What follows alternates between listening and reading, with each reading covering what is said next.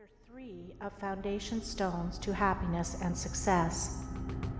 Foundation Stones to Happiness and Success by James Allen. Chapter 3 True Actions. Following on right principles and methods come true actions. One who is striving to grasp true principles and work with sound methods will soon come to perceive that details of conduct cannot be overlooked, that, indeed, those details are fundamentally distinctive or creative, according to their nature, and are of deep significance and comprehensive importance, and this perception and knowledge of the nature and power of passing actions will gradually open and grow within him as an added vision, a new revelation. As he acquires this insight, his progress will be more rapid, his pathway in life more sure, his days more serene and peaceful. In all things, he will go the true and direct way, unswayed and untroubled by the external forces that play around and about him. Not that he will be indifferent to the welfare and happiness of those about him, that is quite another thing, but he will be indifferent to their opinions, to their ignorance, to their ungoverned passions. By true actions, indeed, is meant acting rightly towards others, and the right doer knows that his actions, in accordance with truth, are but for the happiness of those about him, and he will do them even though an occasion may arise when someone near to him may advise or implore him to do otherwise. True actions may easily be distinguished from false by all who wish so to distinguish, in order that they may avoid false action and adopt true. As in the material world, we distinguish things by their form, color, size, etc., choosing those things which we require, and putting by those things which are not useful to us. So in the spiritual world of deeds, we can distinguish between those that are bad and those that are good by their nature, their aim, and their effect, and can choose and adopt those that are good and ignore those that are bad. In all forms of progress, avoidance of the bad always precedes acceptance and knowledge of the good. Just as a child at school learns to do its lessons right by having repeatedly pointed out to it how it has done them wrong, if one does not know what is wrong and how to avoid it, how can he know what is right and how to practice it? Bad or untrue, actions are those that spring from a consideration of one's own happiness only, and ignore the happiness of others, that arise in violent disturbances of the mind and unlawful desires, or that call for concealment in order to avoid undesirable complications.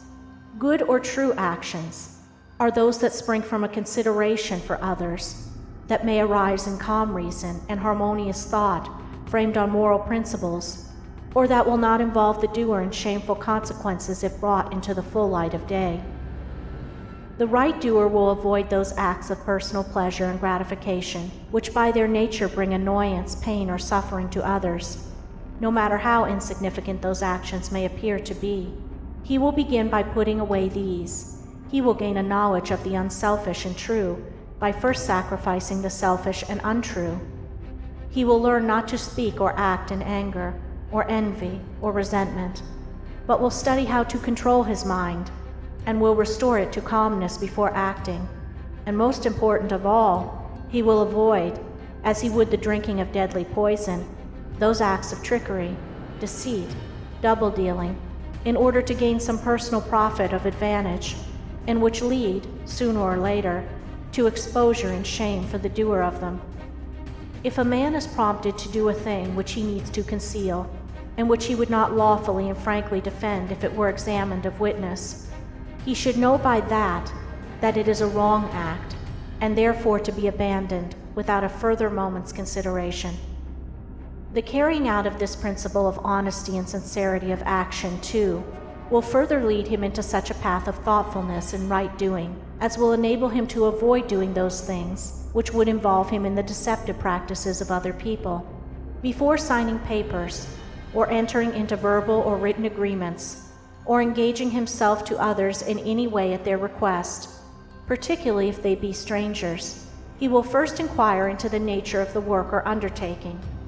And so, enlightened, he will know exactly what to do, and will be fully aware of the import of his action. To the right doer, Thoughtlessness is a crime. Thousands of actions done with good intent lead to disastrous consequences because they are acts of thoughtlessness. And it is well said that the way to hell is paved with good intentions. The man of true action is, above all things, thoughtful. Be ye therefore wise as serpents and harmless as doves. The term thoughtlessness covers a wide field in the realm of deeds. It is only by increasing in thoughtfulness that a man can come to understand the nature of actions, and can, thereby, acquire the power of always doing that which is right. It is impossible for a man to be thoughtful and act foolishly. Thoughtfulness embraces wisdom. It is not enough that an action is prompted by a good impulse or intention. It must arise in thoughtful consideration, if it is to be a true action. And the man who wishes to be permanently happy in himself and a power for good to others must concern himself only with true actions. "I did it with the best of intentions" is a poor excuse from one who has thoughtlessly involved himself in the wrongdoing of others. His bitter experience should teach him to act more thoughtfully in the future. True actions can only spring from a true mind, and therefore while a man is learning to distinguish and choose between the false and the true, he is correcting and perfecting his mind, and is thereby rendering it more harmonious and felicitous, more efficient and powerful. As he acquires the inner eye to clearly distinguish the right in all the details of life, and the faith and knowledge to do it, he will realize that he is building the house of his character and life upon a rock, which the winds of failure and the storms of persecution can never undermine. End of chapter 3.